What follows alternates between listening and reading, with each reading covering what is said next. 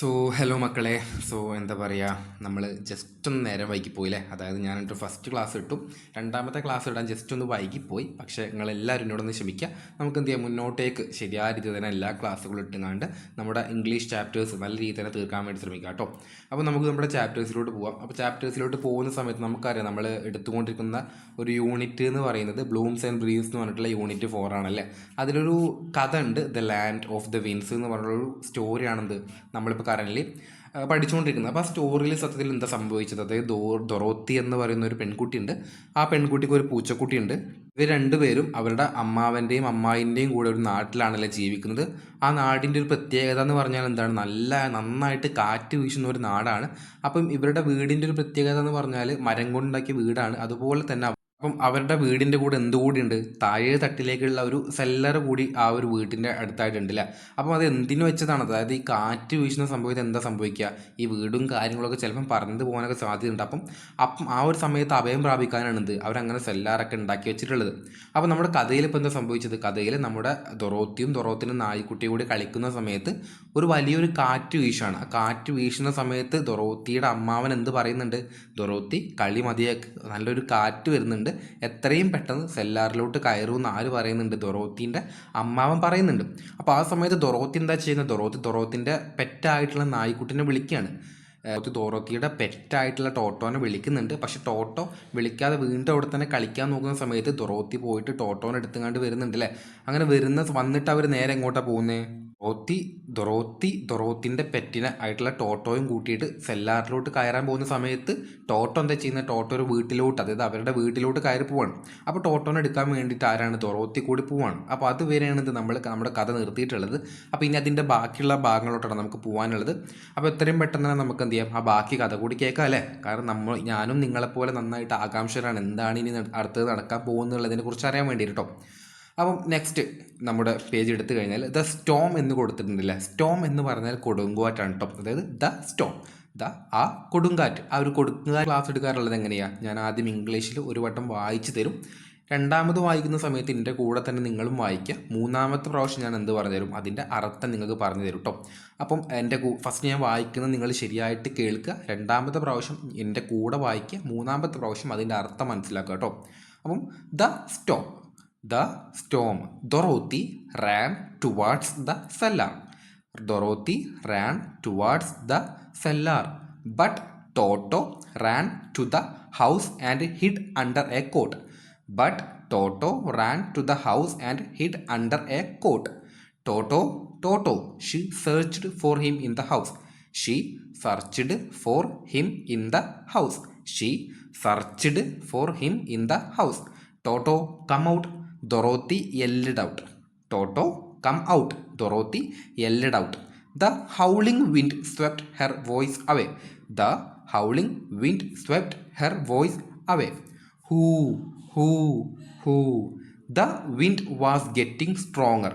The wind was getting stronger. The trees toppled over. The trees toppled over. The house began to shake. The house began to shake. The cups and plates in the cupboard slipped down. The cups and plates in the cupboard slipped down. The mirror on the wall fell down and broke into pieces. The mirror on the wall fell down and broke into pieces. What is happening to our house? What is happening to our house? Dorothy was frightened. അപ്പോൾ ഇത്രയുമാണിത് നമ്മുടെ ആ ഒരു ഇപ്പോഴത്തെ ഈ ഒരു കഥ. അപ്പം അതിൻ്റെ കൂടെ നിങ്ങൾ വായിച്ചു എന്നാണ് ഞാൻ കരുതുന്നത്. വായിച്ചിട്ടില്ല എന്നുണ്ടെങ്കിൽ ജസ്റ്റ് ഈ വീഡിയോ ഒന്ന് ബാക്കോട്ട് അടിച്ചിട്ട് എൻ്റെ കൂടെ തന്നെ വായിച്ചു വരിക. എന്നിട്ട് എന്ത് ചെയ്യുക, നമുക്ക് അർത്ഥങ്ങളിലോട്ട് കിടക്കാം കേട്ടോ. അപ്പം അർത്ഥം എന്താണ്, ദ സ്റ്റോം, ആ കൊടുങ്കാറ്റ്. Dorothy ran towards the cellar. Dorothy എന്തായി, സെല്ലാറിൻ്റെ അടുത്തേക്ക് ഓടിക്കൊണ്ടിരിക്കുകയാണ്. But Toto ran to the house and hid under a coat. പക്ഷെ ആ സമയത്ത് എന്താ ചെയ്യാണ്, ടോട്ടോ തൊട്ടടുത്തുള്ള വീട്ടിലേക്കാണ് കയറി ചെല്ലുന്നത്. വീട്ടിലേക്ക് കയറി ചെന്നിട്ട് കോട്ട് എന്ന് പറഞ്ഞാൽ കട്ടിലാണ് കേട്ടോ. നമ്മൾ കിടന്നുറങ്ങാറുള്ള കട്ടിലല്ലേ, ആ കട്ടിലിനാണ് കോട്ട് എന്ന് പറയുന്നത്. ഹിഡ് എന്ന് പറഞ്ഞാൽ ഒളിച്ചു. അതായത് നമ്മളെ ദൊറോത്തി സെല്ലാറിലോട്ട് ഓടുന്ന സമയത്ത് ടോട്ടോ എന്ത് ചെയ്ത്, തൊട്ടടുത്ത വീട്ടിലോട്ട് പോയിട്ട് അവിടെ ഉണ്ടായിരുന്ന കട്ടിലിൻ്റെ അടിയിൽ ഒളിക്കുകയാണ്. ടോട്ടോ ടോട്ടോ ടോട്ടോ എന്ന സമയത്ത് എന്താണ്, ദൊറോത്തി വിളിക്കുകയാണ്. She searched for him the house. ആ സമയത്ത് ഡൊറോത്തി സെല്ലാറിലോട്ട് ഓടിക്കൊണ്ടിരുന്ന ഡൊറോത്തി ടോട്ടോ പോകുന്നത് കണ്ടിട്ട് ടോട്ടോൻ്റെ വൈത്താൽ എന്താണ് വീട്ടിലോട്ട് കയറി ചെല്ലാണ്. വീട്ടിലോട്ട് കയറി ചെന്നിട്ട് ഡൊറോത്തി വിളിക്കുകയാണ്, ടോട്ടോ ടോട്ടോ നീ എവിടെയാണ്? ഷീ സെർച്ച്ഡ്, അവൾ അന്വേഷിക്കുകയാണ്. സെർച്ച്ഡ് എന്ന് പറയുമ്പോൾ അന്വേഷിക്കുക കേട്ടോ. For him in the house, അതായത് ടോട്ടോൻ ആ വീടിനുള്ളിൽ മുഴുവനും അന്വേഷിക്കുകയാണ്. ടോട്ടോ കം ഔട്ട്, ടോട്ടോ നീ പുറത്തു വാ. കം ഔട്ട് എന്ന് പറഞ്ഞാൽ പുറത്തു വാ. ഡൊറോത്തി എല്ലിഡ് ഔട്ട്, ഡൊറോത്തി എല്ലിഡ് ഔട്ട്, അതായത് ഡൊറോത്തി വിളിച്ചുകൊണ്ടിരിക്കുകയാണ്. ഡൊറോത്തി വിളിക്കുകയാണ്, ടോട്ടോ നീ പുറത്തേക്ക് വാ, കാറ്റ് വീശുന്നുണ്ട്, നമുക്ക് ഇവിടേക്കല്ല നമുക്ക് സെല്ലാറിലോട്ടാണ് പോകേണ്ടതെന്ന് ഡൊറോത്തി പറഞ്ഞുകൊണ്ടിരിക്കുകയാണ്.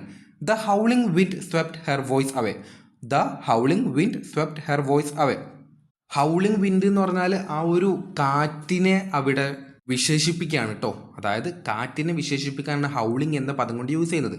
ഹൗളിംഗ് എന്ന് പറഞ്ഞാൽ ശരിക്കും അലറുക എന്നാണ്. അതായത് ദ ഹൗളിംഗ് വിൻഡ് എന്ന് പറയുമ്പോൾ അത്രയും ശക്തിയോടെയാണ് ആ കാറ്റ് വീശുന്നതെന്നാണെന്ത് ആ ഒരു വാക്കുകൊണ്ട് നമ്മുടെ കവി ഉദ്ദേശിക്കുന്നത്. കവി എന്ന് പറയുമ്പം അല്ലെങ്കിൽ കഥാകൃത്ത് എന്ന് പറയുമ്പം ഇത് എഴുതിയ വ്യക്തി കേട്ടോ.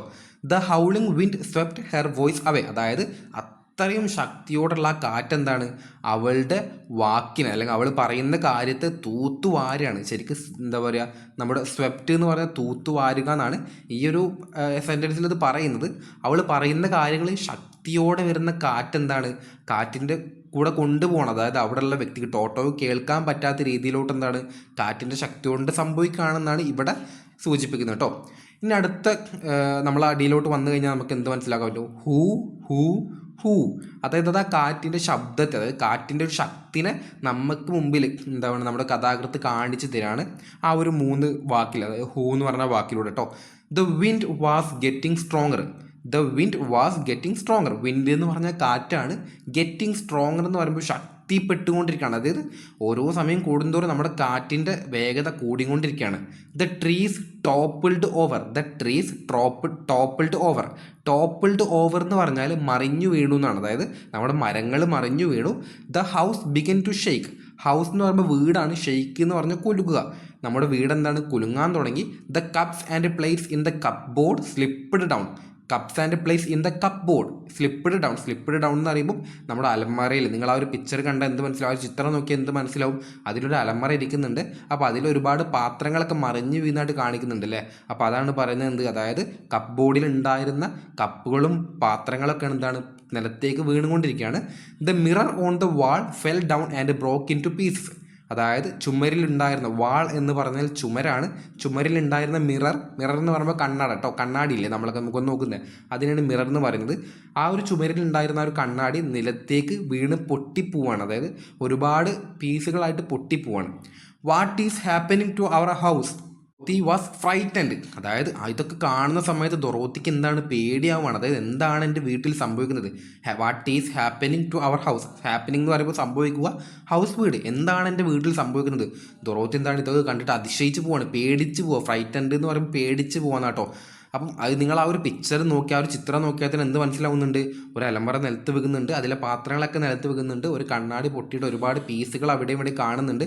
അതുപോലെ തന്നെ ഒരു നായ്ക്കുട്ടി ഒരു കട്ടിലിൻ്റെ അടിയിൽ ഒളിച്ചിരിക്കുന്നതായിട്ട് കാണിക്കുന്നുണ്ട്. പുറത്ത് ഒരു ജനവാതിലിൻ്റെ ഉള്ളിൽ എന്താണ് ഓടും മരങ്ങളൊക്കെ ഇങ്ങനെ കാറ്റത്ത് ഇങ്ങനെ പോകുന്നതായിട്ട് കാണിക്കുന്നുണ്ട് അല്ലേ. അപ്പം അതൊക്കെ ആ ഒരു കാറ്റിൻ്റെ ആ ഒരു ശക്തിനെയാണ് കേട്ടോ കാണിക്കുന്നത്. അപ്പം അതിൻ്റെ ഇടയിൽ 2 ചോദ്യങ്ങൾ കൊടുത്തിട്ടുണ്ട്. What happened when the wind blue, what happened when the wind blue.